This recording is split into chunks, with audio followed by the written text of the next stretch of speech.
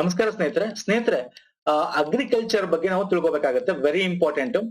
Agriculture related ತುಂಬಾ questions ಬರುತ್ತೆ ಎಲ್ಲಾ ಎಕ್ಸಾಮ್ ಗಳಲ್ಲೂ. 1 year current affair last year ಇಂದ 2020 ಇಂದ 21 ತನಕ. ಸೊ ಪ್ರಮುಖವಾಗಿ ತಿಳ್ಕೊತಾ ಹೋಗೋಣ. ಇದು ವಿಡಿಯೋ 1. ಸರ್ ಇಲ್ಲಿ ಇನ್ನ ಏನೇನ್ ಕವರ್ ಮಾಡ್ತೀನಿ ಸರ್, ಇದು 2 ವಿಡಿಯೋ ಆಗ್ಬೋದು, 3 ವಿಡಿಯೋ ಆಗ್ಬೋದು. ಸೊ ಈ ಒಂದು ವಿಡಿಯೋದಲ್ಲಿ ಪ್ರಮುಖವಾಗಿರ್ತಕ್ಕಂಥ ಬೆಳೆಗಳು ಯಾವ್ದಾವ್ದು ನ್ಯೂಸ್ ಅಲ್ಲಿ ಇತ್ತು, ಬೆಳೆಗಳು ಓಕೆ. ಒಂದಷ್ಟು ಪ್ರಮುಖವಾಗಿರ್ತಕ್ಕಂಥ MSP ವರ್ಸಸ್ FRP ಇದೆ. ವೆರಿ ಇಂಪಾರ್ಟೆಂಟ್ ಇದು ಎಕ್ಸಾಮ್ ಪರ್ಸ್ಪೆಕ್ಟಿವ್ ಇಂದ. ಇದನ್ನ ಕವರ್ ಮಾಡ್ತಾ ಹೋಗ್ತೀನಿ. ಒಂದಷ್ಟು ಬೆಳೆಗಳು ನ್ಯೂಸ್ ಅಲ್ಲಿ ಇದ್ದು, GI ಟ್ಯಾಗ್ ಬಗ್ಗೆ. ಸೊ ಇದನ್ನ ಕವರ್ ಮಾಡ್ತೀನಿ. ನೆಕ್ಸ್ಟ್ ವಿಡಿಯೋದಲ್ಲಿ ಇನಿಷಿಯೇಟಿವ್ ಅಂದ್ರೆ ಟೆಕ್ನಾಲಜಿ ಏನೇನ್ ಯೂಸ್ ಮಾಡಿದ್ವಿ ಅಲ್ವಾ. ಟೆಕ್ನಾಲಜಿ ನಾವು ಅಗ್ರಿಕಲ್ಚರ್ ಏನೇನು ಹೊಸದಾಗಿ ಬಂದಿದೆ, ಏನೇನ್ ನ್ಯೂಸ್ ಅಲ್ಲಿ ಇತ್ತು, ಮತ್ತೆ ಸ್ಕೀಮ್ಸ್ ಗಳಿವೆ. ಸ್ಕೀಮ್ಸ್ ಗಳು ವೆರಿ ಇಂಪಾರ್ಟೆಂಟ್ ಎಕ್ಸಾಮ್ಗೆ. ಸ್ಕೀಮ್ಸ್ ಗಳಿದೆ. ಮತ್ತೆ ಸ್ಕೀಮ್ಸ್ ಬಿಟ್ರೆ ಇನ್ನೇನಿದೆ ಸರ್, ಒಂದಷ್ಟು ಸಂಸ್ಥೆಗಳು, ಆರ್ಗನೈಸೇಷನ್ ಅಂತ ಕರಿತೀವಿ. ಸಂಸ್ಥೆಗಳು ಅಂದ್ರೆ ಈಗ ರಾಷ್ಟ್ರೀಯ ಕೃಷಿ ಕೇಂದ್ರಗಳಿರ್ಬೋದು, ಮತ್ತೆ ನಮ್ಮ ನಫೆಡ್ ಇರ್ಬೋದು ಅಲ್ವಾ, ಮತ್ತೆ ನಮ್ಗೆ APMC ಇರ್ಬೋದು. ಇವೆಲ್ಲ ಏನು ಈ ಸಂಸ್ಥೆಗಳನ್ನ ಕವರ್ ಮಾಡೋಣ. ಸೊ ಇದೆಲ್ಲ ನಾವು 2-3 ವಿಡಿಯೋಗಳಲ್ಲಿ ನಾವೇನ್ ಮಾಡೋಣ, 1 ಇಯರ್ ಕರೆಂಟ್ ಅಫೇರ್ ಅಲ್ಲಿ ಇರ್ತಕ್ಕಂಥ ಪ್ರಮುಖವಾದ ಪಾಯಿಂಟ್ಸ್ ಗಳನ್ನ ಕವರ್ ಮಾಡೋಣ. ಯಾಕೆ ಅಂದ್ರೆ ಪ್ರತಿ ಎಕ್ಸಾಮ್ ಅಲ್ಲಿ ಬರುತ್ತೆ ಸರ್. ಸುಮ್ನೆ ಒಂದು ಎಕ್ಸಾಂಪಲ್ ಹೇಳ್ತೀನಿ. UPSC ಲಾಸ್ಟ್ ಇಯರ್ ಅಲ್ಲಿ ಜಿಯೋಗ್ರಫಿ ಅಡಿಯಲ್ಲಿ ಈ ಬೆಳೆಗಳು ಅಗ್ರಿಕಲ್ಚರ್ ಬಗ್ಗೆ ಮ್ಯಾಕ್ಸಿಮಮ್ ಕ್ವಶನ್ ಕೇಳಿದ್ದ. ಅಂದ್ರೆ ಇಂಡಿಯನ್ ಜಿಯೋಗ್ರಫಿ ಮತ್ತೆ ನಮ್ಮ ಪ್ರಾಕೃತಿಕ ಭೂಗೋಳ ಶಾಸ್ತ್ರದಲ್ಲಿ 1 or 2 ಕ್ವಶನ್ಸ್ ಅಷ್ಟೇ ಬಂದಿದ್ದು. ಮಿಕ್ಕಿದ್ದು 12ರಿಂದ 13 ಕ್ವಶನ್ ತನಕ ಇದೇ ಇತ್ತು. So agriculture is a very important chapter ಆಗುತ್ತೆ. ಎಲ್ಲ ಎಕ್ಸಾಮ್ ಗಳಲ್ಲಿ ಇಂಪಾರ್ಟೆಂಟ್ ಆಗುತ್ತೆ ಸರ್. Fine, okay. ನನ್ನ ಫಾಲೋ ಮಾಡಿದ್ರು ಟೆಲಿಗ್ರಾಮ್ ಚಾನಲ್ ಫಾಲೋ ಮಾಡಿ ಸರ್. ಲಿಂಕ್ ನಾನು ಡಿಸ್ಕ್ರಿಪ್ಷನ್ ಬಾಕ್ಸ್ ಅಲ್ಲಿ ಹಾಕಿರ್ತೀನಿ. ಪುನೀತ್ ಫೋರಂ ಅಂತ, ಅಥವಾ ಸರ್ಚ್ ಮಾಡಿದ್ರೆ ನಿಮ್ಗೆ ಈ ರೀತಿ ಸಿಂಬಲ್ ಇರ್ತಕ್ಕಂಥದ್ದು ಸಿಗ್ತದೆ. ಜಾಯ್ನ್ ಆಗ್ಬೋದು. ಅಂಡ್ ಈ ನಮ್ಮ ವಿಡಿಯೋ ನೋಡ್ತಾರೆ, ಲೈಕ್ ಮಾಡಿ, ವಿಡಿಯೋನ ಸಬ್ಸ್ಕ್ರೈಬ್ ಮಾಡ್ಕೊಳ್ಳಿ. Fine sir. ಫಸ್ಟ್ ನಾನು ಏನ್ ಮಾಡ್ತೀನಿ ಗೊತ್ತಾ, ಇಲ್ಲಿ ಒಂದಷ್ಟು ಕ್ಲಾರಿಟಿ ಕೊಡ್ತೇನೆ. MSP FRP ಅಂದ್ರೆ ಏನು, ಮಿನಿಮಮ್ ಸಪೋರ್ಟ್ ಪ್ರೈಸ್ ಅಂತ ಕರಿತೀವಿ. ಅಂದ್ರೆ ಕನಿಷ್ಠ ಬೆಂಬಲ ಬೆಲೆ. ನಾನು ಇದ್ರ ಬಗ್ಗೆ ಮಾತಾಡ್ಬೇಕು ಅಂದ್ರೆ FRP ಅಂದ್ರೆ ನ್ಯಾಯೋಚಿತ ಮತ್ತು ಸಂಭಾವನೆ ಬೆಲೆ ಅಂತ ಕರಿತೀವಿ. ಕಬ್ಬು ಕೊಡ್ತೀವಿ ಅಂದ್ರೆ ಫೈರ್ ಅಂಡ್ ರಿಮ್ಯುನರೇಟಿವ್ ಪ್ರೈಸ್ ಅಂತ ಕರಿತೀವಿ. ಫೈರ್ ಅಂಡ್ ರಿಮ್ಯುನರೇಟಿವ್ ಪ್ರೈಸ್ ಅಂತ ಕರಿತೀವಿ. ಇದಕ್ಕೆ ಏನ್ ವ್ಯತ್ಯಾಸ? ಇದು ವೆರಿ ಇಂಪಾರ್ಟೆಂಟ್ ಎಕ್ಸಾಮ್ ಕೇಳ್ತಾನೆ. ಅಂದ್ರೆ ನಾವು ಫಸ್ಟ್ MSP ತಿಳ್ಕೊಂಡ್ರೆ ಈ FRP ಬಗ್ಗೆ ತಿಳ್ಕೊಳಕ್ಕೆ ಈಸಿ ಆಗುತ್ತೆ. ಸೊ FRP ನಾವು ಸಕ್ಕರೆ ಕೊಡ್ತೀವಿ, ಅದಕ್ಕೆ ಬರೋಣ. ಫಸ್ಟ್ MSP FRP ಏನ್ ಡಿಫ್ರೆನ್ಸ್ ಸಿಂಪಲ್ ಆಗಿ ತಿಳ್ಕೊಂಡ್ಬರೋಣ. ಆಮೇಲೆ ನಾವು ಬೇಸಿಕ್ ಬರೋಣ. ಈಗ simple sir, minimum support price ಏನಕ್ಕೆ ಕೊಡ್ತೀವಿ ಅಂತ ಗೊತ್ತಿದೆ. ಈಗ ನಮ್ಗೆ ಫಾರ್ಮ್ ಬಿಲ್ ತಂದ್ರು ಅಲ್ವಾ. ಫಾರ್ಮ್ ಬಿಲ್ಸ್ ಗಳಲ್ಲಿ 3 ಬಿಲ್ಗಳಿದ್ವು. ಇದ್ರ ಬಗ್ಗೆ ಒಂದ್ ಸಪರೇಟ್ ವಿಡಿಯೋನ ಮಾಡಿದ್ದೆ. ಯಾಕೆ ಬಂತು? ಸೊ ಇದಕ್ಕೆ MSP ಬಗ್ಗೆ ಸ್ವಲ್ಪ ನಾಲೆಡ್ಜ್ ಇದ್ರೆ ನಿಮ್ಗೆ ಗೊತ್ತಾಗುತ್ತೆ. ಈಗ ಸಿಂಪಲ್ ಸರ್, ಯಾವ್ದಾದ್ರು ಒಂದು ಬೆಳೆ ತಗೊಳ್ಳಿ. ನೀವು ಮೆಕ್ಕೆಜೋಳ ತಗೋಬಹುದು, ಯಾವ್ದು ತಗೋಬಹುದು. ಈಗ ಸುಮ್ನೆ ಸಿಂಪಲ್ ಎಕ್ಸಾಂಪಲ್ಗೆ ನಾನು ಏನ್ ಮಾಡ್ತೀನಿ, ನಾನಿಲ್ಲಿ ಗೋಧಿನೇ ತಗೋಣ ಅಂತ, ಗೋಧಿ ಅಂತ ತಗೋಣ ಸರ್. ಇದು 2000 ಪರ್ ಕ್ವಿಂಟಾಲ್ ಇದೆ ಅಂತ ಇಟ್ಕೊಳ್ಳಿ. ಪರ್ ಕ್ವಿಂಟಾಲ್ ಏನಾಗುತ್ತೆ, ನಮ್ಮ ಗೌರ್ಮೆಂಟ್ ಮಿನಿಮಮ್ ಸಪೋರ್ಟ್ ಪ್ರೈಸ್ ಅಂತ ಮಾಡ್ತಾನೆ ಅಂತ ಇಟ್ಕೊಳ್ಳಿ. ರೈತರಿಗೆ ಅವನು ಬೆಳಿತಾನೆ, ಬೆಳೆಯಕ್ಕೆ ಖರ್ಚು, ಧಾನ್ಯಗಳನ್ನ ಖರ್ಚು ಮಾಡ್ತಾನೆ. ಆ ಬೆಳೆ ಖರ್ಚಿಗೆ ಎಲ್ಲ ಖರ್ಚು, ಅವನ ಧಾನ್ಯಗಳಿಂದ ಗೊಬ್ಬರ, ನೀರು, ಎಲ್ಲ ಖರ್ಚುಗಳು, ಅವನ ಮತ್ತೆ ಅವನ ಒಂದು ಕೂಲಿ ಖರ್ಚು, ಅದನ್ನ ನಾವು A2 + FL ಅಂತ ಕರಿತೀವಿ.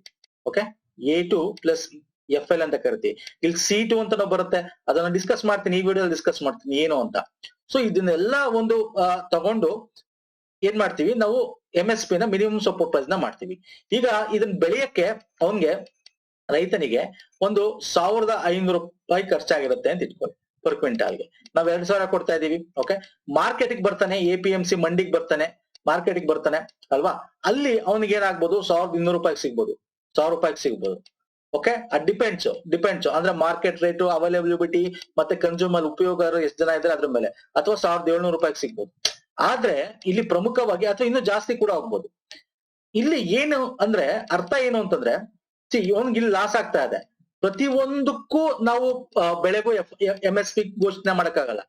ಈಗ ಏನ್ ಮಾಡ್ತಾನೆ ರೈತ, ಅರ್ಜೆಂಟ್ ಆಗಿ ದುಡ್ಡು ಬೇಕು, ಅವನು ಗೆ ಸೇಲ್ ಮಾಡತಂಗ ಕಾಯಕ್ಕಾಗಲ್ಲ.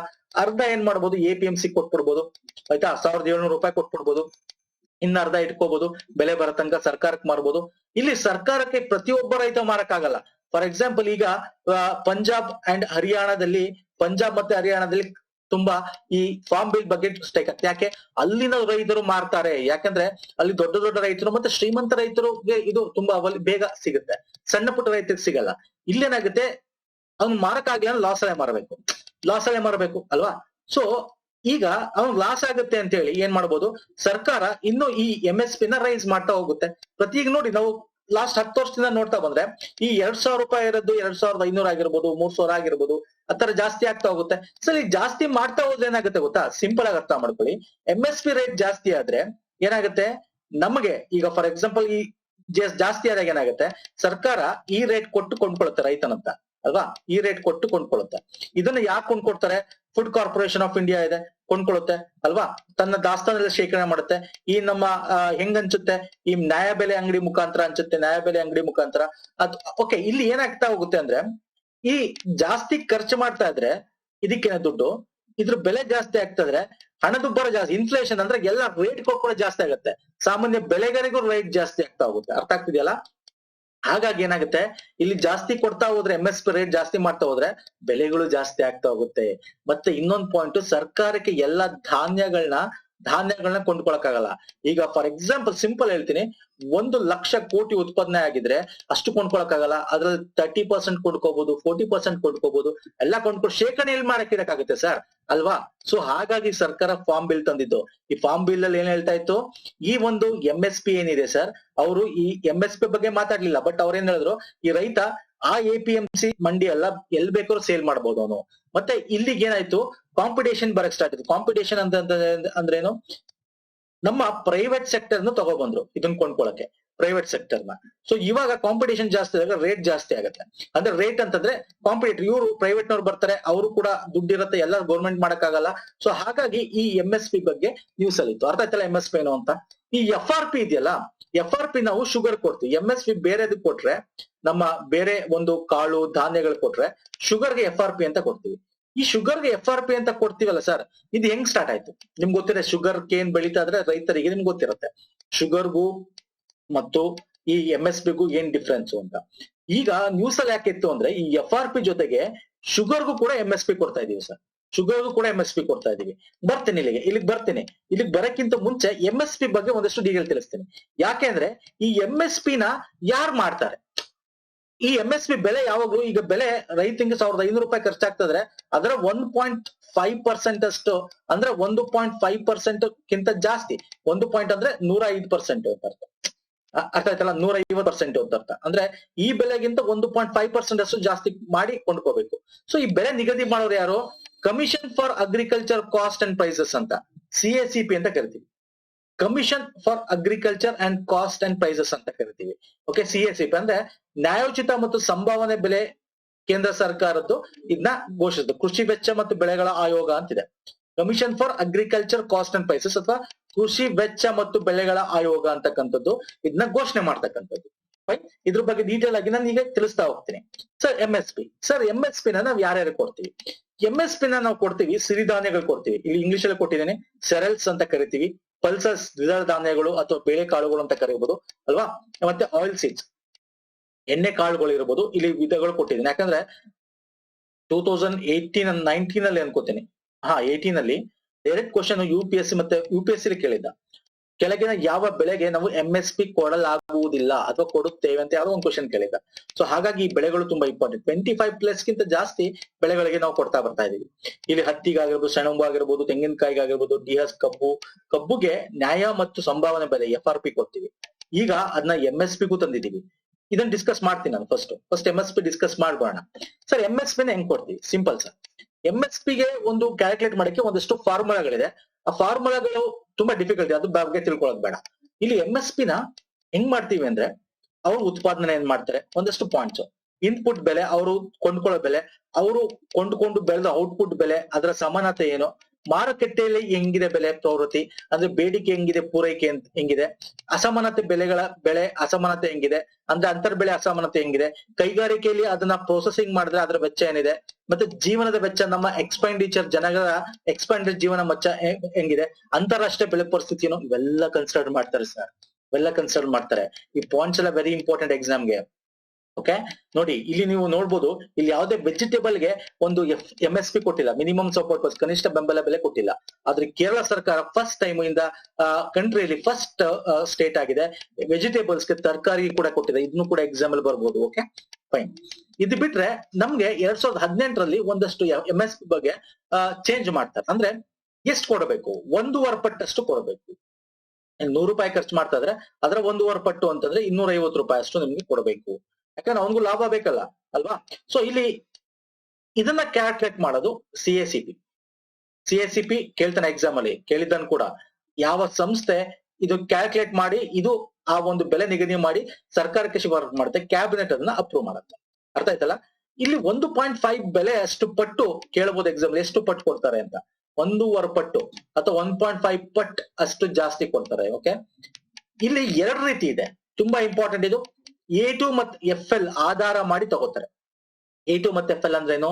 A2 ಅಂದ್ರೆ ಏನು ಅಂದ್ರೆ ಸಿಂಪಲ್ ಸರ್, ಬೀಜ, ರಸಗೊಬ್ಬರ, ಕೀಟನಾಶಕ, ಕಾರ್ಮಿಕರು, ಗುತ್ತಿಗೆ ಪಡೆದ ಭೂಮಿ, ಈ ಎಲ್ಲ ಕೂಡ ಅದ್ರಲ್ಲಿ ಇರುತ್ತೆ. ನೀರಾವರಿ ಏನ್ ಖರ್ಚು ಮಾಡ್ತೀರಾ ಅಂದ್ರೆ ಇನ್ಪುಟ್ ಏನ್ ಖರ್ಚು ಮಾಡ್ತೀರಾ ಅಂತ.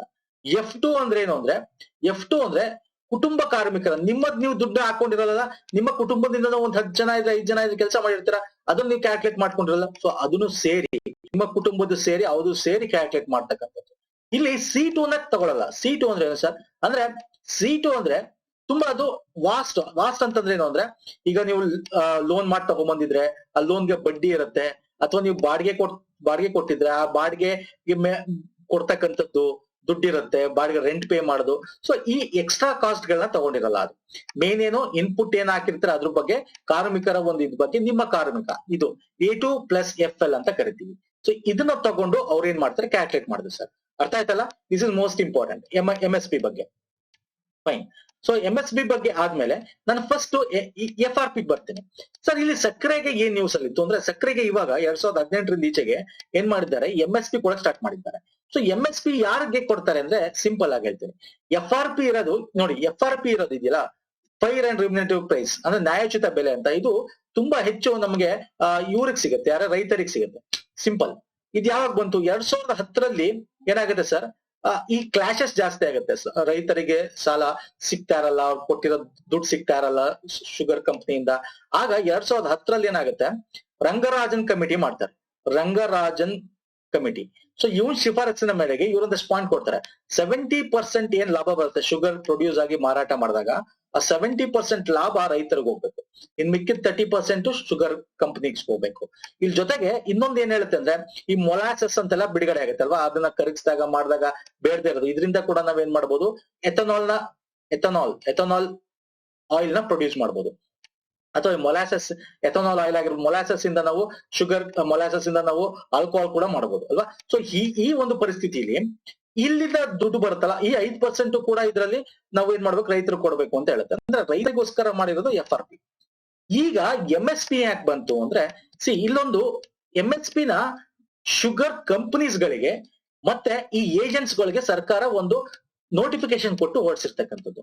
ಏನು ಸರ್, ಮೊದಲು FRP ನ ಅಂದ್ರೆ ಮಿನಿಮಮ್ ಅಂದ್ರೆ ನ್ಯಾಯಚ್ಯುತ ಬೆಲೆ, ಸಂಭಾವನೆ ಬೆಲೆನ ಸರ್ಕಾರ ಮಾಡ್ತಿತ್ತು. ಅಂದ್ರೆ ಇದು ಯಾವ್ದ್ರ ಮೇಲೆ ಆಗ್ತಿತ್ತು ಅಂದ್ರೆ, ಮಾರ್ಕೆಟ್ ನಲ್ಲಿ ಏನ್ ರೇಟ್ ಇದೆ, ಏನ್ ಪ್ರಾಫಿಟ್ ಬರುತ್ತೆ ಅದರಲ್ಲಿ ಇಷ್ಟು % ಇವ್ರಿಗೆ ಹೋಗ್ಬೇಕು.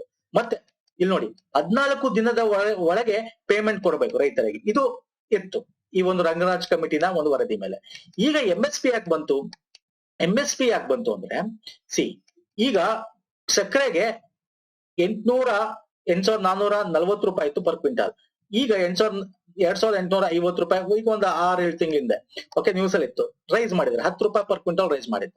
ಓಕೆ ಫೈನ್, ಅದಕ್ಕೆ ನ್ಯೂಸ್ ಅಲ್ಲಿ ಇತ್ತು. ಇನ್ನೊಂದು MSP ಯಾಕೆ ಕೊಡ್ತಾ ಇದೀವಿ ಅಂತಂದ್ರೆ, ಸಿಂಪಲ್. MSP ಯಾಕೆ ಕೊಡ್ತಾ ಇದೀವಿ ನಾವು ಅಂತಂದ್ರೆ, ಇಲ್ಲಿ ಸಕ್ಕರೆಗೆ ದಯವಿಟ್ಟು ಅರ್ಥ ಮಾಡ್ಕೊಳ್ಳಿ, ಯಾರಿಗೆ ಅಂತಂದ್ರೆ ಇದು ಕಂಪನೀಸ್ ಗಳಿಗೆ ಅಪ್ಲಿಕಬಲ್ ಆಗುತ್ತೆ. ಯಾಕಂದ್ರೆ ಕಂಪನೀಸ್ ಗಳು ಈ MSP ಬೆಲೆ ಸೆಟ್ ಮಾಡಿದ್ದು ಏನಕ್ಕೆ ಅಂದ್ರೆ, ಒಂದೊಂದ್ಸಲ ಈ ಕಂಪನಿಗಳು ಏನ್ ಮಾಡುತ್ತೆ, ಈಗ ಎ ಕಂಪನಿ ಇದೆ ಮಾರ್ಕೆಟ್ ಅಲ್ಲಿ 3,000 ರೂಪಾಯಿ ಮಾರ್ಬೇಕು ಅಂತ ಫಿಕ್ಸ್ ಆಗಿದ್ರೆ MSP, ಓಕೆ, ಇದು 3,000ಕ್ಕಿಂತ ಹೆಚ್ಚಿಗೆ ಮಾರ್ಬೋದು ಅಥವಾ ಕಮ್ಮಿಗೆ ಮಾರ್ಬೋದು. ಹೆಚ್ಚಿಗೆ ಮಾರತಕ್ಕಂಥದ್ದು ಫೈನ್, ಕಮ್ಮಿಗೆ ಕೂಡ ಮಾರ್ಬಿಡುತ್ತೆ ಎ ಕಂಪನಿ. ಯಾಕೆ ಗೊತ್ತಾ, ಮಾರ್ಕೆಟ್ ಅಲ್ಲಿ. ಅದಕ್ಕೆ ಈ sugar agency, sugar middle man ಗಳಿಗೂ ಕೂಡ ಈ ನೋಟಿಫಿಕೇಶನ್ ಹೋಗಿದೆ.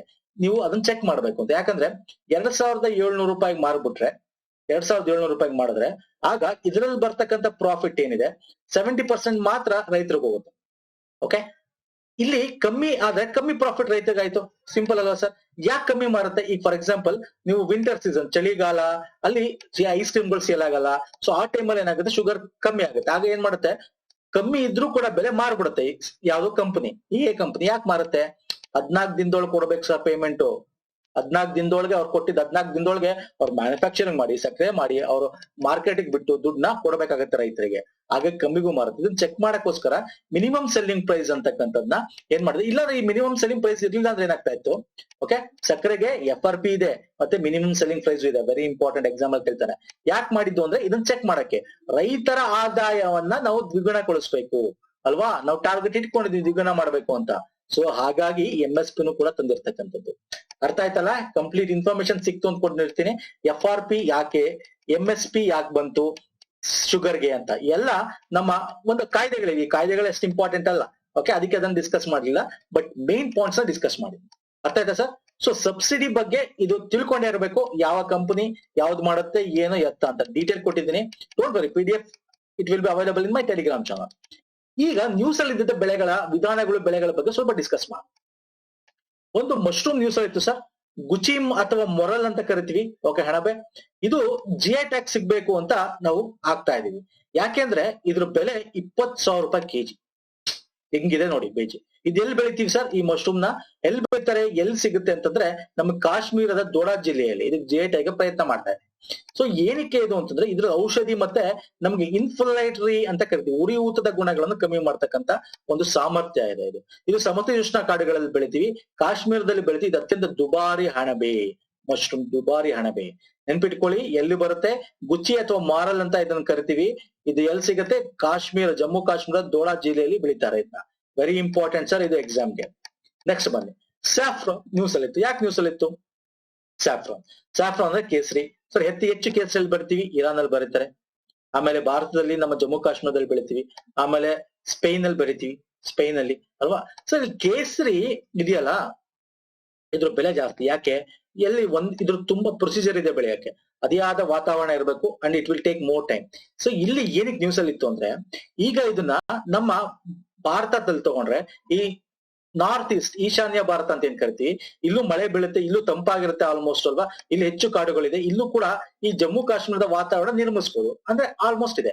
ಇದನ್ನ ಈಗ ಸಿಕ್ಕಿಂಗೆ ನಾವು ಇದನ್ನ ತಂದು ಬೀಜ ಹಾಕಿ ಅಲ್ಲಿಂದ ಏನಾಗಿದೆ, ಹೂ ಕೂಡ ಬಂದಿದೆ ಆ ಸಸ್ಯದಲ್ಲಿ, ಈ ರೀತಿ ಹೂ ಕೂಡ ಬಂದಿದೆ ಅಂದ್ರೆ ಸಕ್ಸಸ್ ಆಗಿದೆ ಅಂತ ಅರ್ಥ. ಅದಕ್ಕೆ ನ್ಯೂಸ್ ಅಲ್ಲಿ ಇತ್ತು. ಇದರಿಂದ ಏನಾಗುತ್ತೆ, ನಾವು ಕೇಸರಿ ಅತ್ಯಂತ ಹೆಚ್ಚು ಬೆಳೆಯಕ್ಕೆ ಸಾಧ್ಯ ಆಗುತ್ತೆ, ಅದರ ಬೆಲೆ ಕಮ್ಮಿ ಆಗಕ್ಕೆ ಸಾಗುತ್ತೆ. ಎಲ್ಲಿ ಸರ್, ಈಶಾನ್ಯ ರಾಜ್ಯ ದಕ್ಷಿಣ ಭಾಗದಲ್ಲಿರುವ ಯಾಂಗ್ಯಾಂಗ್ ಅಂತಕ್ಕಂಥ ಒಂದು ಪ್ರದೇಶದಲ್ಲಿ ಹಾಕಿದೆ.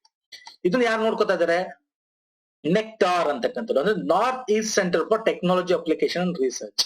ಇದು ಇಲ್ಲಿ ತಂದು ಬೆಳೆಯಕ್ಕೆ ಕೈಗೆತ್ಕೊಂಡಿರ್ತಕ್ಕಂಥದ್ದು. ಯಾಕೆ, ಜಮ್ಮು ಕಾಶ್ಮೀರ ನಮ್ಮ ಕೇಸರಿ ಬೌಲ್, ಅದ್ರ ನಂತರ ನಾವು ಇದನ್ನ ಇಲ್ಲಿಗೂ ಕೂಡ ಪರಿಚಯ ಮಾಡಬಹುದು, ಬೆಲೆ ಕಮ್ಮಿ ಮಾಡಬಹುದು, ಇದರ ಒಂದು ವಾಣಿಜ್ಯ ಬೆಲೆಯಾಗಿ ಸ್ವೀಕರಿಸಬಹುದು ಅಂತ ಹೇಳಿ. ಅರ್ಥ ಆಯ್ತಲ್ಲ ಸ್ಯಾಫ್ರಾನ್ ಬಗ್ಗೆ? ಫೈನ್. ಇನ್ನು ಜೂಟ್ ವೆರಿ ಇಂಪಾರ್ಟೆಂಟ್. ಸೆಣಬು. ಯಾಕೆ ಸೆಣಬು ನ್ಯೂಸ್ ಅಲ್ಲಿ ಇತ್ತು ಸರ್? ಇದು ನ್ಯೂಸ್ ಅಲ್ಲಿ ಯಾಕಿತ್ತು ಅಂದ್ರೆ, ಪ್ಯಾಕೇಜಿಂಗ್ ಅಂದ್ರೆ ಮೂಟೆ ಕಟ್ಟಲು ಪ್ಯಾಕೇಜಿಂಗ್ ಅಂತ ಏನ್ ಕರಿತೀವಿ, ಆಹಾರ 100% ಆಹಾರ ಧಾನ್ಯಗಳನ್ನ 100% ಮತ್ತೆ 20% ಸಕ್ಕರೆ ಅನ್ನ ಕಡ್ಡಾಯವಾಗಿ ಸೆಣಬಿನ ಚೀಲ, ಈ ಗೋಣಿ ಚೀಲ ಅಂತ ಏನ್ ಕರಿತೀವಿ, ಅಲ್ಲಿ ಪ್ಯಾಕ್ ಮಾಡ್ಬೇಕು ಅಂತ. ಈ ಸೆಣಬಿನ ನಾರು ನಿಮ್ಗೆ ಗೊತ್ತಿರುತ್ತಲ್ಲ, ಈಗ ಸುತ್ತಲಿ ದಾರ ಅಂತ ಕರಿತೀವಿ, ಸುತ್ತಲಿ ದಾರ ನೋಡಿರ್ತೀರಲ್ಲ, ಅದರ ಸೆಣಬಿಂದನೇ ಆಗ್ತಕ್ಕಂಥದ್ದು ಪ್ಯಾಕೇಜಿಂಗ್ ಮೆಟೀರಿಯಲ್. ಯಾಕಂದ್ರೆ ನಮ್ಮ ಕಾಯ್ದೆನೇ ಇದೆ 1987, ಸೆಣಬು ಬೆಳೆಗೆ ಪ್ರೋತ್ಸಾಹ ಕೊಡಬೇಕು, ಅದನ್ನ ಉಪಯೋಗಕ್ಕೆ ನಾವು ಹೆಚ್ಚು ಒತ್ತು ಕೊಡಬೇಕು ಅಂತ ಪ್ಯಾಕೇಜ್ ನಮ್ಮಲ್ಲಿದೆ. ಈಗ ಪ್ಲಾಸ್ಟಿಕ್ ಬಂದ್ ಆಗ್ತಾ ಇದೆ, ಪ್ಲಾಸ್ಟಿಕ್ ಬಂದ್ ಮಾಡ್ತಾ ಇದೀವಿ ಅಲ್ವಾ, ಹಾಗಾಗಿ ಏನ್ ಮಾಡ್ತಾ ಇದೀವಿ, ಇದಕ್ಕೆ ಹೆಚ್ಚು ಪ್ರೋತ್ಸಾಹ ಕೊಡ್ತೀವಿ. ಮತ್ತೆ ಇದು ವೆರಿ ಇಂಪಾರ್ಟೆಂಟ್, ಇದು ನಮ್ಮ ಒಂದು ಗ್ಲೋಬಲ್ ವಾರ್ಮಿಂಗ್ ಕಮ್ಮಿ ಮಾಡುತ್ತೆ. ಪ್ಲಾಸ್ಟಿಕ್ ಬೇಗ ಕರಗಲ್ಲ, 1000 ವರ್ಷ ಬೇಕು ಅದು ಕರಗಬೇಕು ಅಂತ. ಹಾಗೆ ಅದು ನಮ್ಮ ಒಂದು ವಾತಾವರಣದಲ್ಲಿದ್ರೆ, ಆದ್ರೆ ಗೋಣಿ ಚೀಲ ಹಂಗಲ್ಲ, ಬೇಗ ಕರಗುತ್ತೆ. ಹಾಗಾಗಿ ಈ ಸೆಣಬು ಅಂತಕ್ಕಂಥದ್ದು ವೆರಿ ಇಂಪಾರ್ಟೆಂಟ್. ಏಕೆನ್ ಸೆಣಬು ಬಗ್ಗೆ ಡಿಸ್ಕಸ್ ಮಾಡಿದ್ವಿ, ಈ ಪಾಯಿಂಟ್ ವೆರಿ ಇಂಪಾರ್ಟೆಂಟ್, ಎಕ್ಸಾಮ್ ಅಲ್ಲಿ ಕೇಳ್ಬೋದು. ಓಕೆ, 100% ಆಹಾರ ಧಾನ್ಯಗಳು, 20% ಸಕ್ಕರೆಯನ್ನು ಕಡ್ಡಾಯವಾಗಿ ಬಳಸಬೇಕು, ಸರ್ಕಾರ ಕ್ಯಾಬಿನೆಟ್ ಅನುಮೋದನೆ ಕೊಟ್ಟಿದೆ. ಇಲ್ಲಿ ಸೆಣಬು ಅಂದ ತಕ್ಷಣ ಇದೇನು ಸರ್, ಗೋಲ್ಡನ್ ಫೈಬರ್ ಅಂತ ಕರಿತೀವಿ, ನೈಸರ್ಗಿಕ ನಾರು ಇದು. ಓಕೆ, ಇದನ್ನ ನಾವು ಉಷ್ಣವಲಯದ ತಗ್ಗು ಪ್ರದೇಶದಲ್ಲಿ ಹೆಚ್ಚಾಗಿ ಬೆಳಿತೀವಿ. ಅಂದ್ರೆ 6 to 90% ನಮ್ಗೆ ಹ್ಯೂಮಿಡಿಟಿ ಇದ್ರೆ ಸಾಕು. ಯೂಶಲಿ ನಾವು ನದಿ ನೀರು, ಹೆಚ್ಚು ನೀರು ಬೇಕು. ನಮ್ಮ ಈ ಹೂಗ್ಲಿ ನದಿ ಅಂದ್ರೆ ವೆಸ್ಟ್ ಬೆಂಗಾಲ್ ಮತ್ತೆ ಈ ಕಡೆ ಒರಿಸ್ಸಾ ಮತ್ತೆ ಆಂಧ್ರ, ಇಲ್ಲಿ ಹೆಚ್ಚಾಗಿ ಬೆಳಿತೀವಿ. ಹೆಚ್ಚು ನೀರು ಅಂತಂದ್ರೆ ನಮ್ಗೆ ಇಲ್ಲೇನ್ ಬರುತ್ತೆ, ನಮ್ಗೆ ಯಾವ್ದು ಇದು ಡೆಲ್ಟಾ ರೀಜನ್ ಗಳಲ್ಲಿ ಹೆಚ್ಚಾಗಿ ಬೆಳಿತೀವಿ. ಇಲ್ಲಿ ಡೆಲ್ಟಾ ಹೆಚ್ಚು ನಮ್ಮ ರೀಜನ್ ಇರೋದು, ಹಾಗಾಗಿ ನಾವು ಈ ಪೂರ್ವ ಕರಾವಳಿ ತೀರದಲ್ಲಿ ಹೆಚ್ಚಾಗಿ ಬೆಳಿತೀವಿ. ಓಕೆ, ಬಂಗಾಳ ಅಲ್ಲಿ ಹೆಚ್ಚಾಗಿ ಬೆಳಿತೀವಿ. ಇವನ್ ನಮ್ಮ ಸೆಣಬಿನ ಮೊದಲಿನ ಕಾರ್ಖಾನೆ ಶ್ರೀ ಜಾರ್ಜ್ ಆಕ್ಲೆಂಡ್ ಅವರು 1857 ಕೋಲ್ಕತ್ತಾದಲ್ಲಿ ತಂದ್ರು. ಸೆಣಬು ಬೆಳೆಯೋದ್ರಲ್ಲಿ ಭಾರತ ನಂಬರ್ 1 ಇದೆ. ನಾವು ಸೆಣಬು ಮತ್ತೆ ಹತ್ತಿಲಿ ಚೀನಾ ಮತ್ತೆ ಬಾಂಗ್ಲಾನ ನಾವು ಸೋಲ್ಸಿದೀವಿ ಈಗ at present. So Bharat number 1 ಮೊದಲನೇ ಸ್ಥಾನದಲ್ಲಿದೆ. ಇದು ತುಂಬಾ ಇಂಪಾರ್ಟೆಂಟ್. ಅಂಡ್ ಇಲ್ಲಿ ಎಕ್ಸಾಮ್ ಅಲ್ಲಿ ಇನ್ನೊಂದು ಪ್ರಶ್ನೆ ಕೇಳ್ತಾನೆ ನಿಮಗೆ. ಭಾರತ ಕಚ್ಚಾ ಸೆಣಬಿನ ಮತ್ತು ಸೆಣಬಿನ ಸರಕುಗಳನ್ನು ಉತ್ಪಾದನೆ ಮಾಡೋದ್ರಲ್ಲಿ ಅತಿ ದೊಡ್ಡ ಉತ್ಪಾದಕ ರಾಷ್ಟ್ರ ಒಂದು. ಇನ್ನೊಂದು, ಇದು ಕೃಷಿ ಬೆಳೆ ಹೌದು. ಮತ್ತೆ ಸೆಣಬಿನ ನಾರಲ್ಲಿ ಏನಿರುತ್ತೆ ಅಂದ್ರೆ ಸೆಲ್ಯುಲೋಸ್ ಮತ್ತು ಲಿಗ್ನಿನ್ ಎಂಬ ಸಸ್ಯ ಸಾಮಗ್ರಿ. ಅಂದ್ರೆ ಈ ಸೆಲ್ಯುಲೋಸ್ ಮತ್ತೆ ಲಿಗ್ನಿನ್ ಅಂತಕ್ಕಂಥದ್ದು ನಮ್ಮ ಈ ಸೆಣಬಲ್ಲಿ ಇರ್ತಾರೆ. ಇದು ಕೂಡ ಎಕ್ಸಾಮ್ ಅಲ್ಲಿ ಕೇಳ್ತಾರೆ. ಓಕೆ, ಅರ್ಥ ಆಯ್ತಲ್ಲ? This is most important. ಸೆಣಬು ಬಗ್ಗೆ ಇಷ್ಟು ತಿಳ್ಕೊಂಡು ಸಾಕು ಎಕ್ಸಾಮ್ ಪರ್ಸ್ಪೆಕ್ಟಿವ್ ಗೆ. Fine sir. ಓಕೆ, ನೆಕ್ಸ್ಟ್ ಹಿಂಗು ಕೂಡ ನ್ಯೂಸ್ ಅಲ್ಲಿ ಇತ್ತು ಸರ್. ಹಿಂಗು ಭಾರತದಲ್ಲಿ ಬೆಳಿತೀವ? ಎಸ್ ಆರ್ ನೋ ಕಮೆಂಟ್ ಮಾಡಿ. ಭಾರತದಲ್ಲಿ ಹಿಂಗ್ನ ಬೆಳೆಯಲ್ಲ, ಯಾಕಂದ್ರೆ ಅದರ ವಾತಾವರಣ ಇಲ್ಲ. ಅದಕ್ಕೆ ಹಿಂಗು ನಾವು ಅಡಿಗೆಗೆ ನಮ್ಮ ಭಾರತದಲ್ಲಿ ತುಂಬಾ ಯೂಸ್ ಮಾಡ್ತೀವಿ. ಈ ಹಿಂಗತ್ತ ಅಸಫೋಟಿರಿಯಾ ಕಸಫೋಟಿಯಾ ಟಿರಾ ಅಂತ ಏನ್ ಕರಿತೀವಿ, ಇದು ಬೆಲೆ ಜಾಸ್ತಿ. ಓಕೆ, ಈಗ ಏನ್ ಮಾಡ್ತಾ ಇದೆ ಅಂದ್ರೆ CSIR, council of industrial scientific research ಏನಿದೆ, ಮತ್ತೆ IHTB ಅಂದ್ರೆ ಇನ್ಸ್ಟಿಟ್ಯೂಟ್ ಆಫ್ ಹಿಮಾಲಯನ್ ಬಯೋಸೋರ್ಸ್ ನ ವಿಜ್ಞಾನಿಗಳು ಈ ಹಿಂಗನ್ನ ನಾವೇನ್ ಮಾಡ್ತಾ ಇದೀವಿ, ನಮ್ಮ ಹಿಮಾಚಲ ಪ್ರದೇಶದ ಲೌಲ್ಹಾಲ್ ಕಣಿವೆಯಲ್ಲಿ ಹಿಮಾಚಲ ಪ್ರದೇಶದ ಕ್ವಾರಿಂಗ್ ಗ್ರಾಮದಲ್ಲಿ ನೆಡಲಾಗಿದೆ. ಇದಕ್ಕೆ ತುಂಬಾ ವರ್ಷಗಳು ಬೇಕು ಬರಕ್ಕೆ. ಇದ್ರ ಒಳಗಿರುತ್ತೆ ಹಿಂಗು. ಈ ಒಂದು ಹಿಂಗೇನ್ ಬೆಳಿತೀವಿ ಗಿಡ, ಅದ್ರ ಕೆಳಗಡೆ ಭೂಮಿ ಒಳಗಿರುತ್ತೆ, ನಾರಲ್ಲಿ ಇರುತ್ತೆ ಹಿಂಗು. ಅಸಫೋಡಿಯಾ ಅಥವಾ ಹಿಂಗ್ ಅಂತ ಕರಿತೀವಿ. ಇದು ಭಾರತದಲ್ಲಿ ಬೆಳೆಸಲಾಗಲ್ಲ. ಭಾರತ ಪ್ರತಿ ವರ್ಷ 600 ಕೋಟಿ ರೂಪಾಯಿ ವೆಚ್ಚ ಪಡುತ್ತೆ. ಯಾಕೆ? ಆಮದು ಮಾಡ್ಕೊಳಕ್ಕೆ ಇದನ್ನ. ಹಾಗಾಗಿ ಇದನ್ನ ದೀರ್ಘಕಾಲಿಕ ಸಸ್ಯ, ತುಂಬಾ ವರ್ಷಗಳು ಬೇಕು ಇದು ಬೆಳೆಯಕ್ಕೆ. ಅದಕ್ಕೆ ಇದರ ರೇಟ್ ಜಾಸ್ತಿ. ಸೊ ಬೇರುಗಳಲ್ಲಿ ಇದು ಆಳವಾದ ಬೇರು ಬಿಡುತ್ತೆ, ಅಲ್ಲಿ ನಮ್ಗೆ ಹಿಂಗ್ ಸಿಗುತ್ತೆ. Okay, very important. ಹಿಂಗನ ಅತ್ಯಂತ ಹೆಚ್ಚು ಬೆಳೆಯೋದಿಲ್ಲ ಸರ್, ಇರಾನ್ ಮತ್ತು ಅಫ್ಘಾನಿಸ್ತಾನ. ನಾವು ಅಲ್ಲಿಂದ ಆಮದು ಮಾಡ್ಕೋತೀವಿ, ಇರಾನ್ ಮತ್ತು ಅಫ್ಘಾನಿಸ್ತಾನದಲ್ಲಿ. ಇದು ಶುಷ್ಕ ಮತ್ತು ಶೀತ ಮರುಭೂಮಿ ಪರಿಸ್ಥಿತಿಯಲ್ಲಿ ಬೆಳೆಯುತ್ತೆ. ಶುಷ್ಕ ಮತ್ತು ಶೀತ ಮರುಭೂಮಿ ಅಂದ ತಕ್ಷಣ ಶೀತ, ಈಗ ಹಿಮಾಚಲ ಪ್ರದೇಶ ಶೀತ ಅಂದ್ರೆ ಹಿಮಾಲಯ ತಪ್ಪಲಲ್ಲಿ ಲೌಲ್ಹಾಲ್ ಕಣಿವೆ, ಶೀತ ಮರುಭೂಮಿ ಅಲ್ಲೇ ಬೆಳೀತಾರೆ. ಶುಷ್ಕದಲ್ಲೂ ಕೂಡ ಬೆಳೆಸ್ಬೋದು. Okay, very important point. ಏನ್ ಬೇಕಾದ್ರೆ ಕೇಳಿಸ್ಬೋದು. ಏನ್ ಕೇಳ್ತಾನೆ ಎಕ್ಸಾಮ್ ಅಲ್ಲಿ, ಈ ಹಿಂಗನ್ನ ನಮ್ಮ ಭಾರತದಲ್ಲಿ ಬೆಳಿತೀವ? ಇಲ್ಲ. ಎಲ್ಲಿಂದ ತಗೋತೀವಿ? ಯಾವ್ದು ಜಾಸ್ತಿ ಬೆಳೆಯುತ್ತೆ ಅದನ್ನ ಕೇಳ್ಬೋದು. ಮತ್ತೆ ಹಿಂಗನ್ನ ಈಗ ಎಲ್ಲಿ ಪರಿಚಯ ಮಾಡಿದೀವಿ ಭಾರತದಲ್ಲಿ ಅಂತ ಕೇಳ್ಬೋದು. ಓಕೆ, ಅರ್ಥ ಆಯ್ತಲ್ಲ? ಅಂಡ್ ಯಾವ ಒಂದು ಪರಿಸ್ಥಿತಿಯಲ್ಲಿ ಬೆಳೆಯುತ್ತೆ, ಯಾವ ಹವಾಗುಣದಲ್ಲಿ ವಾಯುಗುಣದಲ್ಲಿ ಬೆಳೆಯುತ್ತೆ ಅಂತ ಕೇಳ್ತಾರೆ. This is most important. Fine sir. Okay, next ಬನ್ನಿ. Tea production in India. Tea ಕೂಡ ತುಂಬಾ ನಾವು ಅತ್ಯಂತ ಹೆಚ್ಚು ಬೆಳಿತೀವಿ. ನಾವು ಕೂಡ ಅತ್ಯಂತ ದೊಡ್ಡ ಗ್ರಾಹಕ ಮತ್ತೆ ಎರಡನೇ ಅತಿ ದೊಡ್ಡ ಉತ್ಪಾದಕ ಕೂಡ ಹೌದು. ಈಗ ಏನಕ್ಕೆ ನ್ಯೂಸ್ ಅಂತ ಅಂದ್ರೆ, ಟೀ ಬೋರ್ಡ್ 14% ಅಷ್ಟು ಭಾರತ ರಫ್ತಲ್ಲಿ ಹೆಚ್ಚಿಗೆ ಮಾಡಿದೆ. 14ರಿಂದ 20%ಗೆ ಹೆಚ್ಚಿಗೆ ಮಾಡಿದೆ ಅಂತ ನ್ಯೂಸ್ ಇರುತ್ತೆ. Fine sir. ಚಹಾ ಬೆಳವಣಿಗೆ ಅಂದ ತಕ್ಷಣ ಇಲ್ಲಿ ಪ್ರಮುಖವಾದ ಪಾಯಿಂಟ್ ಡಿಸ್ಕಸ್ ಮಾಡ್ತೇನೆ. ಚಹಾ ಅಂದ್ರೆ ಟೀ. ಈ ಟೀ ಸೊಪ್ಪು ಅಥವಾ ಟೀ ಅಂತ ಏನ್ ಕರಿತೀವಿ, ಚೀನಾ ಫಸ್ಟ್, ಭಾರತ ಸೆಕೆಂಡ್, ಅದ್ರ ನೆಕ್ಸ್ಟ್ ಬರುತ್ತೆ ಕೀನ್ಯಾ ಬರುತ್ತೆ, ಶ್ರೀಲಂಕಾ ಬರುತ್ತೆ. ಓಕೆ, ಶ್ರೀಲಂಕಾ ಬರುತ್ತೆ. ಫೈನ್. ಅಂಡ್ ಇಲ್ಲಿ ಗ್ರೀನ್ ಟೀ ಅಂತ ಕೇಳ್ತಾನೆ. Green tea is different, tea is different. Green tea ಅಂತ ಕೇಳಿದಾಗ ಸ್ನೇಹಿತರೆ, ಫಸ್ಟ್ ಗ್ರೀನ್ ಟೀ ಬೆಳೆಯೋದು ಯಾವುದು ಅಂದ್ರೆ ಅಗೇನ್ ಚೀನಾನೆ. ಓಕೆ, ಅಗೇನ್ ಚೀನಾನೆ. ಅಕಸ್ಮಾತ್ ನಿಮ್ಗೆ ಬ್ಲಾಕ್ ಟೀ ಅಂತ ಕೇಳ್ದ ಅಂತ ಇಟ್ಕೊಳ್ಳಿ. ಬ್ಲಾಕ್ ಟೀ ಬೆಳೆಯೋದು, ಇದು ಕೂಡ ನಮ್ಮ ಟೆಲಿಗ್ರಾಮ್ ಚಾನಲ್ ಕ್ವಶನ್ ಕೇಳಿದೆ ನಾನು. ಅತ್ಯಂತ ಹೆಚ್ಚು ಬ್ಲಾಕ್ ಟೀ ಬೆಳೆಯೋದು ಕೀನ್ಯಾ, ಆಮೇಲೆ ಚೀನಾ. ಓಕೆ, ಆಮೇಲೆ ಭಾರತ, ಶ್ರೀಲಂಕಾ, ಬೇರೆ ಬೇರೆ ದೇಶ ಬರ್ತಾರೆ. Kenya black tea, green tea normal tea first, China second, Bharat. Black tea first, Kenya. ಇದನ್ನ ನೆನ್ಪಿಟ್ಕೋಬೇಕು. Okay, fine. ಈಗ ಇದು ಎಲ್ಲಿ ಬೆಳಿತೀವಿ ಸರ್? ಚೀನಾ ಅಂದ್ರೆ ನಾವು ಬೆಳವಣಿಗೆ, ಇದ್ರ ಬೆಳವಣಿಗೆ ಹವಾಮಾನ ಹೆಂಗಿರ್ಬೇಕು? ಉಷ್ಣವಲಯ, ಉಪ ಉಷ್ಣವಲಯದಲ್ಲಿ ಬೆಳಿತೀವಿ. ಅಂದ್ರೆ ಬಿಸಿ ಇರಬೇಕು, ಆರ್ದ್ರತೆ ಇರಬೇಕು, ಅಂದ್ರೆ ಹ್ಯೂಮಿಡಿಟಿ ಇರಬೇಕು, ಮಳೆ ಬೀಳ್ತಾ ಇರಬೇಕು, ಬಿಸಿಲು ಇರಬೇಕು, ತಾಪಮಾನ 20-30 ಸೆಂಟಿಗ್ರೇಡ್ ಇರಬೇಕು, ವಾರ್ಷಿಕ ಮಳೆ 150-300 ಸೆಂಟಿಗ್ರೇಡ್ ಅಷ್ಟು ಇರಬೇಕು. ಸೊ ಅಲ್ಲಿ ಇದನ್ನ ಬೆಳಿತೀವಿ. ನಿಮ್ಗೆ ಗೊತ್ತಿದೆ, ನಮ್ಮ ಭಾರತದಲ್ಲಿ ಈ ಕೇರಳ, ತಮಿಳುನಾಡು, ಈ ಅಸ್ಸಾಂಗಳಲ್ಲಿ, ಹಿಮಾಚಲ ಪ್ರದೇಶಗಳಲ್ಲಿ ಇಲ್ಲಿ ಹೆಚ್ಚಾಗಿ ನಾವು ಟೀ ಬೆಳಿತೀವಿ. ಡಾರ್ಜಿಲಿಂಗ್ ಆಗಿರ್ಬೋದು, ಅಸ್ಸಾಮಲ್ಲಿ ಹೆಚ್ಚು ಬೆಳಿತೀವಿ. ನೀಲಗಿರಿ ಬೆಟ್ಟಗಳಲ್ಲಿ ಆಗಿರ್ಬೋದು, ಅಲ್ಲಿ ಹೆಚ್ಚಾಗಿ ನಾವು ಟೀ ಬೆಳಿತೀವಿ. ಅರ್ಥ ಆಯ್ತಲ್ಲ? ಟೀ ಇಂಪಾರ್ಟೆಂಟ್, ಇದು ವೆರಿ ವೆರಿ ಇಂಪಾರ್ಟೆಂಟ್ ಇದು. ನೆಕ್ಸ್ಟ್ ಬನ್ನಿ, ಕಾಟನ್. ಅಗೇನ್ ಕಾಟನ್ ಯಾಕೆ ನ್ಯೂಸ್ ಆಗಿತ್ತು ಸರ್? ಯಾಕಂದ್ರೆ ನಮ್ಮ ಭಾರತದ ಬ್ರ್ಯಾಂಡ್ ಮಾಡಿದೀವಿ ಸರ್, ಬ್ರ್ಯಾಂಡ್. ಅದಕ್ಕೊಂದು ಲೋಗೋ ಮಾಡಿದೀವಿ, ಕಸ್ತೂರಿ ಕಾಟನ್ ಇಂಡಿಯಾ ಅಂತ. ಈ ಲೋಗೋ ನೆನ್ಪಿಟ್ಕೊಳ್ಳಿ. ಇದನ್ನ ಬಿಡುಗಡೆ ಮಾಡಿದ್ದೀವಿ, ಒಂದು ಬ್ರ್ಯಾಂಡ್ ಕ್ರಿಯೇಟ್ ಮಾಡಿದೀವಿ ಕಾಟನ್ಗೆ. ಕಾಟನ್ ಅಲ್ಲೂ ನಾವು ಅತ್ಯಂತ ಹೆಚ್ಚು ಬೆಳೀತಕ್ಕಂತ ಫಸ್ಟ್ ಪ್ಲೇಸ್ ಅಲ್ಲಿ ಇದೀವಿ. ಕಾಟನ್ ಬೆಳೆದಿವಿ. ಮೊದಲು ಚೀನಾ ಮತ್ತೆ ಬಾಂಗ್ಲಾದೇಶನ್ನು ಕೂಡ ನಾವು ಹಿಂದಿಕ್ಕಿ ಮುಂದಕ್ಕೆ ಬಂದಿದ್ದೀವಿ. ಕರ್ನಾಟಕದಲ್ಲಿ ಭಾರತದಲ್ಲಿ ನೋಡೋದಾದ್ರೆ ಫಸ್ಟ್ ಗುಜರಾತ್, ಮಹಾರಾಷ್ಟ್ರ, ತೆಲಂಗಾಣ, ರಾಜಸ್ಥಾನ, ಹರಿಯಾಣ, ಕರ್ನಾಟಕ, ಇಲ್ಲಿ ರಾಜ್ಯಗಳ ಹೆಸರು ಕೊಟ್ಟಿದ್ದೀನಿ. ಯಾವ ರಾಜ್ಯಗಳು ಅತ್ಯಂತ ಹೆಚ್ಚು ನಮ್ಮ ಕಾಟನ್ ಉತ್ಪಾದಿಸ್ತವೆ ಅಂತ. 18, 19, 20 ಪ್ರಕಾರ ಇಲ್ಲಿದೆ ನೋಡಿ. ಇದು ಯಾಕೆ ನ್ಯೂಸ್ ಅಲ್ಲಿ ಇತ್ತು? ಒಂದು ಏನು ಅಂದ್ರೆ, ಈಗ 2ನೇ ಕಾಟನ್ ವಿಶ್ವ ದಿನ ಅಂದ್ರೆ ನಮ್ಮ ವಿಶ್ವ ಹತ್ತಿ ದಿನ ಸೆಲೆಬ್ರೇಟ್ ಮಾಡಿದ್ವಿ ಅಕ್ಟೋಬರ್ 7 ಕೇಳ್ಬೋದು ಯುನೈಟೆಡ್ ಸ್ಟೇಟ್ ಇಂದ. ಓಕೆ, ಇದು ಘೋಷಣೆ ಮಾಡಿರೋದು. ಇದು ಎರಡನೇದು ಲಾಸ್ಟ್ ಇಯರ್ ಮಾಡಿದ್ವಿ, ಅಂದ್ರೆ 2019 ಮಾಡಿದ್ವಿ, ಈಗ 20 ಮಾಡಿರ್ತಕ್ಕಂಥದ್ದು. ಸರ್ ಇಲ್ಲಿ ಪ್ರಮುಖವಾಗಿ ಹೇಳೋದಾದ್ರೆ ಇದನ್ನ ಸೆಲೆಬ್ರೇಟ್ ಮಾಡ್ಬೇಕು ಅಂತೇಳಿ 4 ದೇಶ ಶಿಫಾರಸ್ ಮಾಡಿರ್ತಾರೆ. ಯಾವುದು? ಬೆನಿನ್, ಬುರ್ಕಿನಾ ಫಾಸೋ, ಚಾಡ್ ಮತ್ತೆ ಮಾಲಿ. ಈ 4 ದೇಶ ಮಾಡಿರ್ತಾರೆ. ಹಾಗಾಗಿ ಇದನ್ನ ಕಾಟನ್ ನ ಮಾಡ್ತೀವಿ. ಈ 4 ಸಂಸ್ಥೆಗಳ ಸೆಕ್ರೆಟರಿಯೇಟ್ ಜೊತೆ ಸೇರ್ಕೊಂಡು ನಾವು ಇದನ್ನ ಸೆಲೆಬ್ರೇಟ್ ಮಾಡಿದ್ವಿ. ಓಕೆ, ಇದೆಲ್ಲ ಬೇಕಾಗಿಲ್ಲ.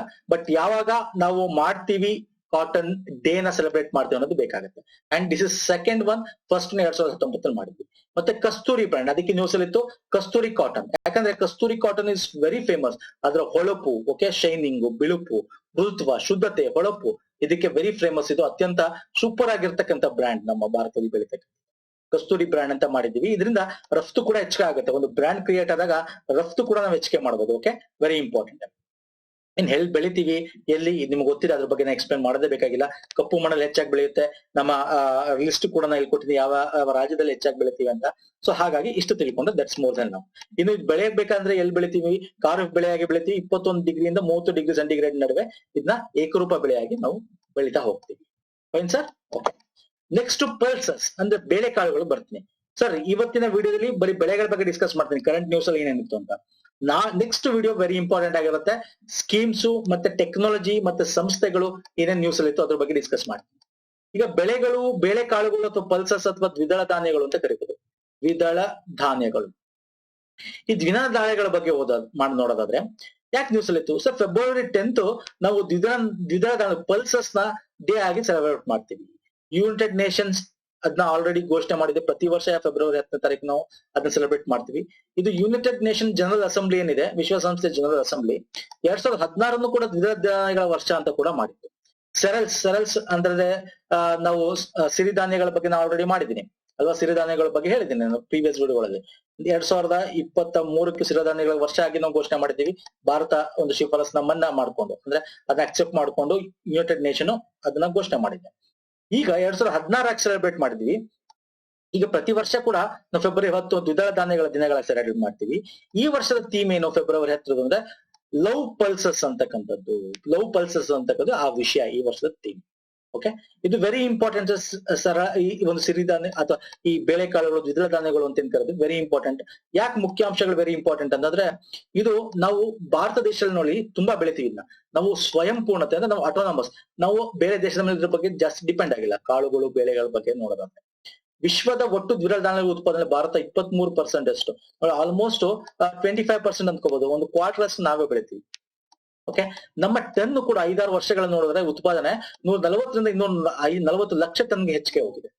ಎಲ್ಲಿ ಜಾಸ್ತಿ ಬೆಳಿತೀವಿ? ಮಹಾರಾಷ್ಟ್ರ, ಮಧ್ಯಪ್ರದೇಶ, UP, ರಾಜಸ್ಥಾನ್, ಕರ್ನಾಟಕದಲ್ಲಿ ದ್ವಿದಳ ಉಪ್ಪು ಉತ್ಪಾದನೆ ಮಾಡ್ತೀವಿ. ಇಲ್ಲಿ ನಾನು ಕೊಟ್ಟಿದ್ದೀನಿ ಯಾವ ರಾಜ್ಯಗಳು ಯಾವ ಹೆಚ್ಚಾಗಿ ಬೆಳಿತೀವಿ. ಆಯಿಲ್ ಸೀಡ್ಸ್ ಅಲ್ಲಿ ಬೆಳಿತಾರೆ. ಕರ್ನಾಟಕದಲ್ಲಿ ಎಷ್ಟು ಪರ್ಸೆಂಟ್ ಬೆಳಿತೀವಿ. ಓಕೆ, ಶುಗರ್ ಕೇನ್ ಎಷ್ಟು ಬರಿತೀವಿ, ಇದೆಲ್ಲ ಇದೆ. Okay, you can go through it. ಇದನ್ನ ಎಕ್ಸ್ಪ್ಲೇನ್ ಮಾಡುವಂತ ನೆಸೆಸಿಟಿ ಇಲ್ಲ. Fine sir. ಓಕೆ, ಇನ್ನು ಇದರ ಮುಖ್ಯಾಂಶ ಇದೆಯಲ್ಲ ಅದು ವೆರಿ ಇಂಪಾರ್ಟೆಂಟ್.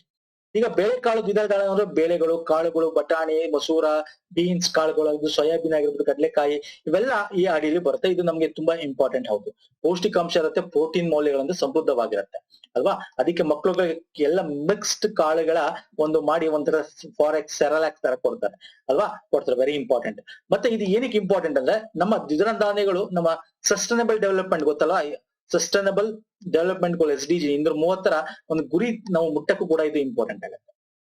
ಇದರಿಂದ ಆಹಾರ ಸರಪಳಿ ಸುರಕ್ಷತೆ, ಬಡತನ, ಈ ಆರೋಗ್ಯ ಎಲ್ಲನೂ ಕೂಡ ನಾವು ಸುಧಾರಣೆ ಮಾಡಬಹುದು. ತುಂಬಾ ಇಂಪಾರ್ಟೆಂಟ್. ದ್ವಿದಳ ಧಾನ್ಯಗಳನ್ನ ಕೊಡುಗೆಗೆ ನಮ್ಮ ಪರಿಸರ ಕೂಡ ಹಾಗೆ ಇದೆ. ನಮ್ಮ ಭಾರತದಲ್ಲಿ ಬೆಳೆಯಕ್ಕೆ ಹಾಗೆ ಇದೆ, ಚೆನ್ನಾಗಿದೆ. ಕೃಷಿ ಮತ್ತೆ ಉತ್ಪಾದನೆ ಬಲವತ್ತತೆ ಕೂಡ ಹೆಚ್ಚಿಗೆ ಮಾಡ್ಬೇಕಾಗಿದೆ. ಇನ್ನು ಹೆಚ್ಚು ನಾವು ಟನ್ಗಳನ್ನ ಉತ್ಪಾದನೆ ಮಾಡ್ಬೇಕಾಗಿದೆ. ಫೈನ್ ಸರ್, ಇದಿಷ್ಟು ತಿಳ್ಕೊಂಡ್ರೆ ಸಾಕು ದ್ವಿದಳ ಧಾನ್ಯಗಳ ಬಗ್ಗೆ. ನೆಕ್ಸ್ಟ್ ವಿಡಿಯೋದಲ್ಲಿ ಪುನಃ ಸಿಗ್ತೀನಿ ಪಾರ್ಟ್ 2 ವೆರಿ ಇಂಪಾರ್ಟೆಂಟ್ ನ ಕವರ್ ಮಾಡ್ತಾ ಹೋಗ್ತೀನಿ. ಅಂಡ್ ಇಷ್ಟ ಆಗಿರೋ ಲೈಕ್ ಮಾಡಿ, ನನ್ನ ಟೆಲಿಗ್ರಾಮ್ ಚಾನಲ್ ಆಗಿರ್ಬೋದು, ಯೂಟ್ಯೂಬ್ ಲೈಕ್ ಮಾಡಿ ಜಾಯ್ನ್ ಆಗಿ. ನೆಕ್ಸ್ಟ್ ವಿಡಿಯೋದಲ್ಲಿ ಪುನಃ ಸಿಗ್ತೀನಿ ಸರ್. ನಮಸ್ಕಾರ.